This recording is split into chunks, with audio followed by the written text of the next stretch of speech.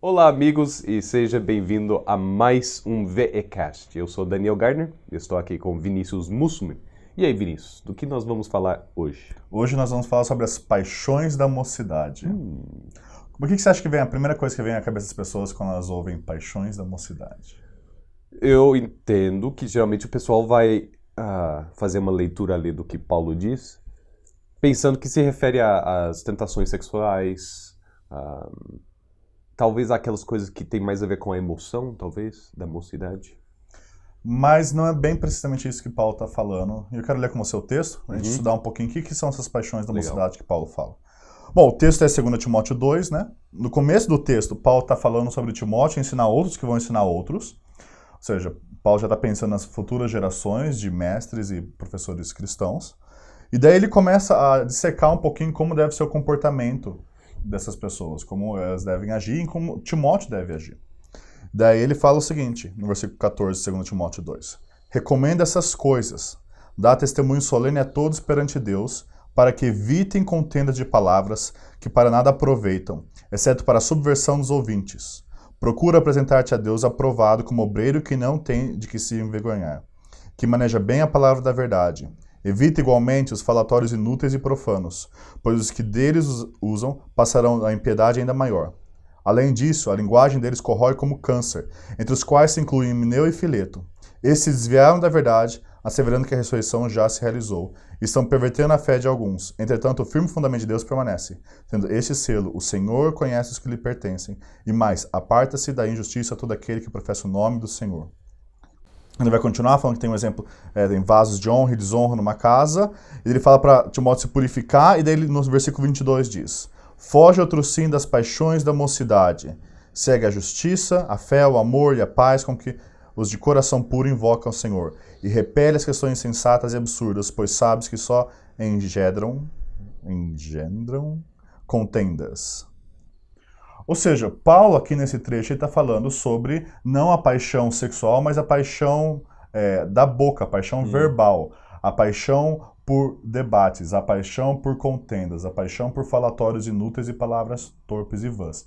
É esse o assunto que Paulo está tratando aqui com Timóteo. Se aqueles caras que Timóteo tem que chamar para se ensinar outros vão ser pessoas que vão manter essa doutrina de forma oposta a Himeneu e Fileto, precisam ser pessoas que sabem moderar bem o uso da língua.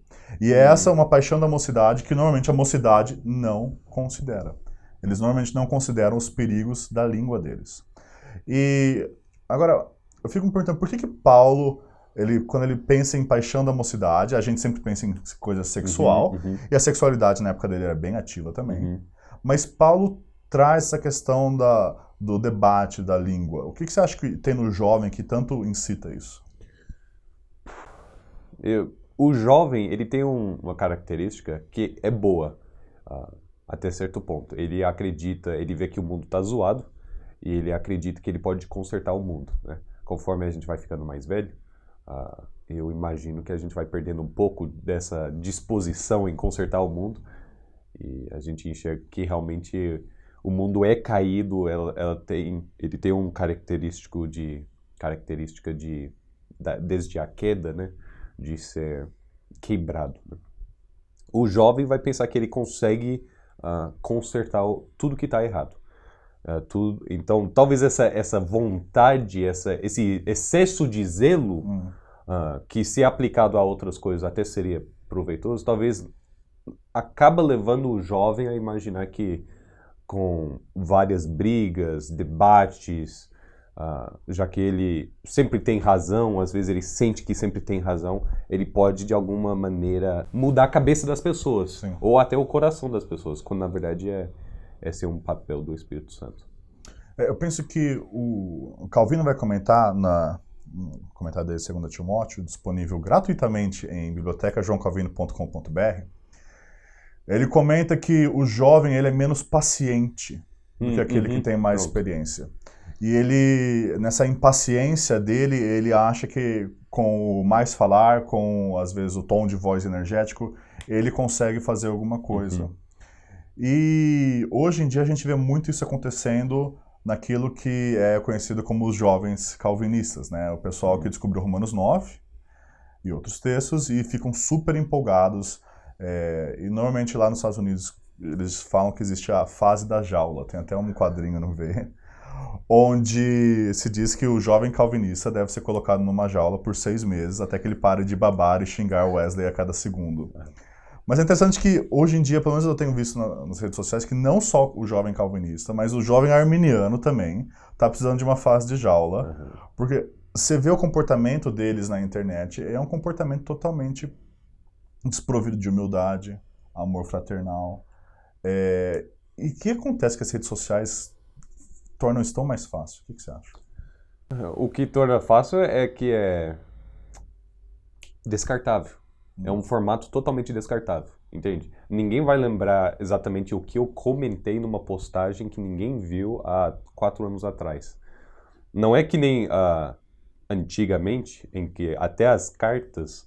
Hoje você pode comprar um livro que tem todas as cartas que C.S. Lewis escreveu para tal pessoa, entende?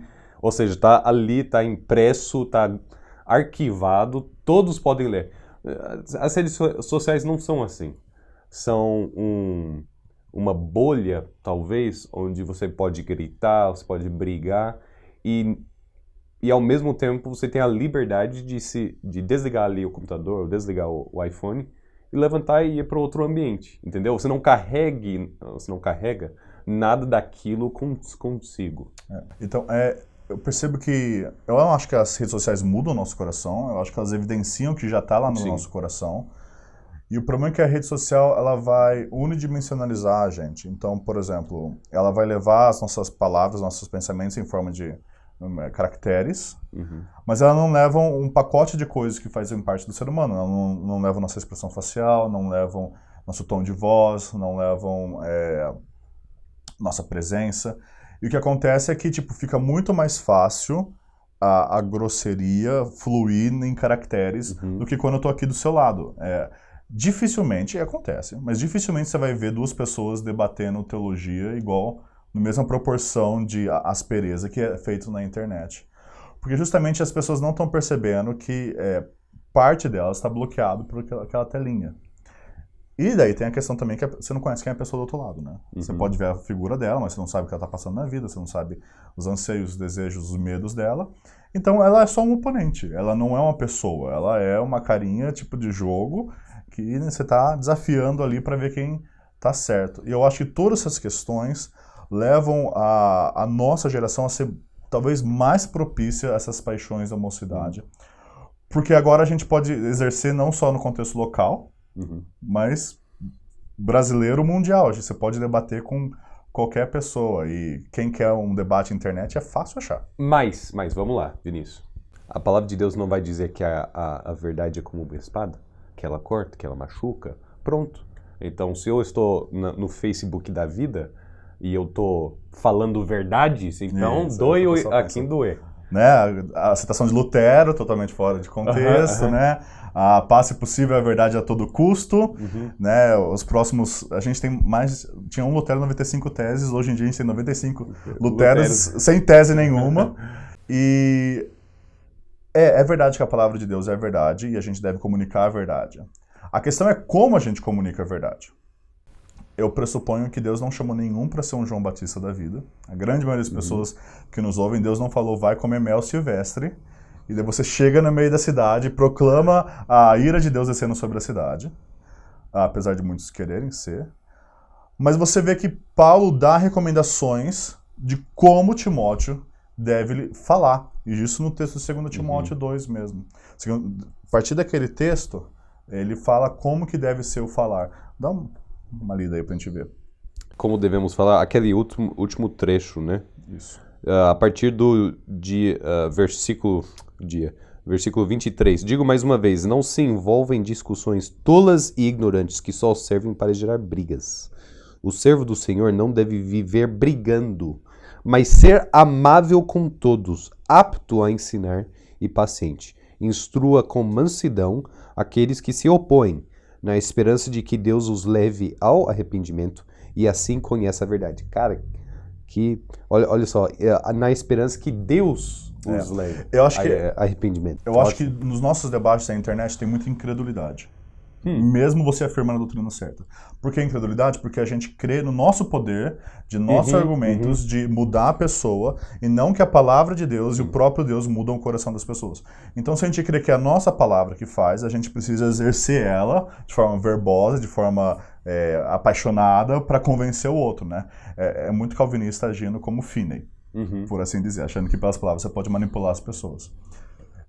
Só que quem traz o arrependimento é o Senhor. Amém. Quem muda as pessoas é a palavra de Deus. Você só precisa expor a pessoa a palavra de Deus, e não uma vez. Paulo fala para a gente ser paciente, mas 1, 2, 3, pacientemente, de forma humilde, para que Deus venha agir. Eu acho que muitos dos jovens que estão na internet hoje, especialmente, né, falando mais no contexto do VE, os jovens calvinistas, eles estão com um foco um pouco errado. Eles querem mais aprender Romanos 9 do que Filipenses 2, de ter o mesmo sentimento que houve em Cristo Jesus. E não há nada errado de aprender Romanos 9. A palavra de Deus nós temos que conhecer conhecer o que Deus nos revelou, aprender da palavra de Deus. Ter a doutrina correta é parte da santificação. Mas ter a doutrina correta e a prática errada é uma falha na santificação. E eu acho que muitos jovens hoje, eles estão errados nisso. Paulo vai falar daqueles que também têm doutrinas erradas, mas muitos jovens eu vejo aí que têm a doutrina certa, só que eles não sabem como expressar isso, eles não sabem como falar isso.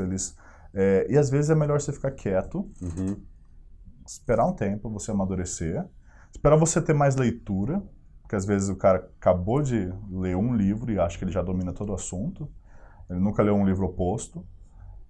Acalmar o seu coração, amar umas pessoas próximas de você, e isso vai ajudar o jovem a ele poder fugir um pouquinho dessas paixões da mocidade. Um outro ponto que pode ser destacado é a importância do jovem conhecer a sua própria história. Tipo, beleza, você descobriu agora Romanos, ou a teologia reformada, ou John Piper. Mas havia um momento em que você não conhecia, entendeu? Como é que nessa sua jornada cristã Deus trouxe você a conhecer aquilo? Vai ser da mesma maneira, outras pessoas estão andando nas suas jornadas, né? Deus está levando elas para a verdade e ensinando elas a verdade. Não vai ser de um dia para o outro que eles vão se tocar, entendi, e agora tenho a mesma compreensão. Essa é a beleza de se confiar no papel no trabalho, na obra do Espírito Santo, né? O Espírito Santo é como aquele vento, que a gente não sabe exatamente o que ele está trabalhando, mas sabemos que ele está trabalhando. Mas em qual grau, até que ponto, em quais pessoas, a gente não manipula, assim como a gente critica os avivalistas de manipularem o avivamento, né, marcar data para o avivamento, né, obrigar o Espírito Santo a trazer avivamento, muitas vezes a gente quer obrigar o Espírito Santo no nosso debate a convencer outra pessoa no momento que a gente quer e no momento que ele vai agir. Todos nós, a grande maioria, teve um momento onde não entendia Romanos 9, ou entendia de uma outra forma. E Deus veio e mudou nossa opinião sobre aquilo, revelou aquilo que Romanos 9 está falando. Só que isso levou um tempo, às vezes é um processo, às vezes, e a gente não é tão paciente quanto com o outro, quanto Deus foi com a gente, né? Sim. Acho que outro ponto importante que esses jovens precisam entender, e eu preciso entender, e conforme eu fui entendendo, acho que eu fui ficando um pouquinho mais calmo, é que existem... toda verdade é a verdade de Deus, toda verdade é importante, mas existem verdades mais importantes. Nenhuma verdade é não importante, mas existem verdades mais importantes. O cerne da nossa fé, resumido talvez nos 5 solas, a fé evangélica, a salvação, conforme revelado nas Escrituras, em Cristo Jesus, pela graça, através da fé e para a glória de Deus, é uma coisa que você vai compartilhar com muitos outros evangélicos, que não necessariamente vão ser calvinistas.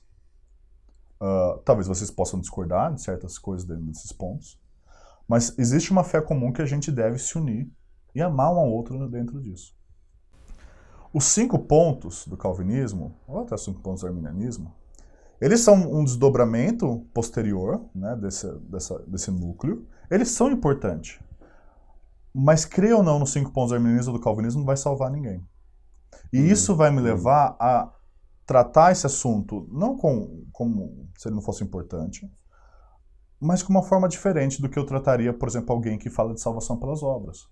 entendeu? Se eu estivesse debatendo com alguém que fala sobre, não, a gente é salvo pelas nossas obras, o tom seria um pouco bem diferente do que o cara que está falando, eu não creio que Deus elege de uma forma incondicional. É o que a gente vê no próprio texto. Paulo, ele está justamente, você vê que ele cita Himeneu e Fileto, e é forte contra eles, porque eles estão negando uma doutrina central, nossa fé, que é a ressurreição. E ao mesmo tempo ele fala para Paulo, para Timóteo, ser manso e gentil e paciente. Se a gente não sabe priorizar as doutrinas, se a gente não sabe mapear aquilo que é central e saber que a gente vai ter discordâncias de quem é diferente da gente, e a gente pode continuar sendo irmão, continuar sendo amigos em Cristo, a gente não vai saber lidar com as pessoas em tons de voz diferentes. Isso é muito ruim. Ou talvez Paulo estaria sugerindo aqui que, pegando o caso de Himeneu e Fileto, é preciso saber distinguir entre como guerrear contra a heresia e como edificar o irmão na verdade. E eu acho que hoje as pessoas usam o termo heresia de uma forma muito vulgar, muito genérica, e qualquer coisa é heresia. E eu acho isso muito prejudicial para entender a nossa fé, porque se tudo é heresia, tudo é negação da fé, tudo é anátema. Daí, qualquer pessoa que tem uma posição da escatologia diferente de você, ou de costumes diferente de você, ou às vezes posições éticas diferentes de você, você já fala que o cara é herege. Tipo, você está condenado ao inferno, você é anátema, amaldiçoado por Deus. Sim.